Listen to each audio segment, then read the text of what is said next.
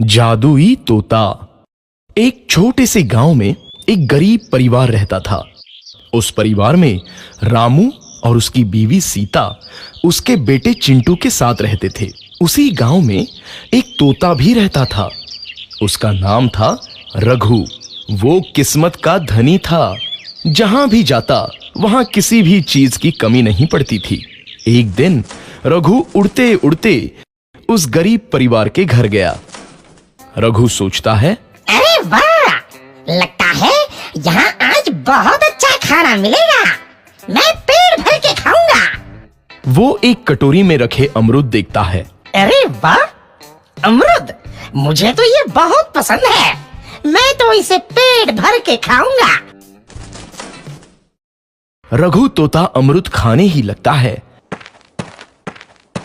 तभी सीता रघु को अमरूद खाते देखती है तो गुस्सा हो जाती है और उसे वहां से भगा देती है। भाग यहाँ से, न जाने कहां से आ जाते हैं। मैं तो परेशान हो गई हूं इनसे। सीता के भगाने के बाद रघु चुपचाप से एक कोने में रहता है। धीरे धीरे उस परिवार की बरकत होने लगती है। एक दिन रामू और सीता खाना खाते वक्त बातें करते हैं। आजकल हमारी बहुत तरक्की हो रही है, काम भी अच्छा चल रहा है। रामू कहता है। इस पर सीता कहती है, सच कहा, भगवान हमेशा ऐसे ही हम पर मेहरबान रहे। बेटा चिंटू भी कहता है, पिताजी, मुझे खिलौना लेके दो ना, मेरे सभी दोस्तों के पास है। रामू कहता है, ठीक है, जरूर लाऊंगा। सीता कहती है, कितने खुश है सब, मेरे परिवार को किसी की नजर ना लगे। एक तरफ ऐसी बातें होती हैं तो दूसरी तरफ रसोई में रघु तोता भी अमरूद खाते रहता है। मजा आया, अमरूद खाया, मजा आया, अमरूद खाया, मजा आया। तभी सीता रसोई में आती है और रघु तोते को अमरूद खाते देख बहुत गुस्सा होती है। सीता रघु को बाहर निकालने के लिए पिंजरे में अमरूद रखती है। रघु जब अमरूद खाने लगता है तो पिंजरे का दरवाजा बंद हो जाता है और वो उसमें फंस जाता है। मुझे बाहर निकालो, मैं यहाँ फंस गया हूँ, मुझे बचाओ। अगले दिन सीता पिंजरा उठाकर बाहर दूर उस रघु को छोड़ देती है। रघु के जाते ही उनके घर आई बरकत धीरे धीरे कम हो जाती है। उन्हें बहुत घाटा होता है। सीता कहती है, ये क्या हो रहा है, अचानक इतना कैसे बदल गया?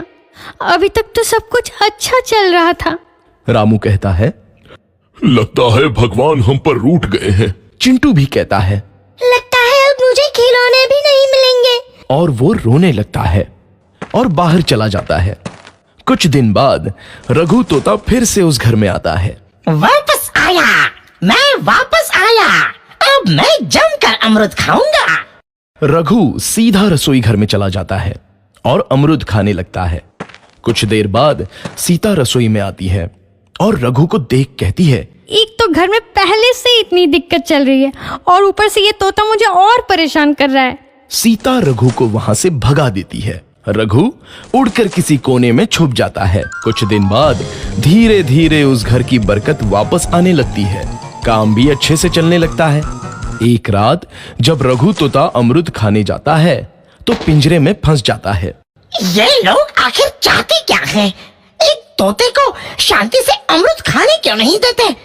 मैं कौन सा चोरी कर रहा हूँ? बस अमरूद ही तो खा रहा हूँ। तभी रामू वहां आता है और पिंजरे में रघु तोते को देख उसे बाहर छोड़ देता है। ये तोता भी कितना जिद्दी है, बार बार वापस आ जाता है। जैसे ही रामू रघु को छोड़ देता है, अगले दिन से फिर से उनके घर की बरकत जाने लगती है।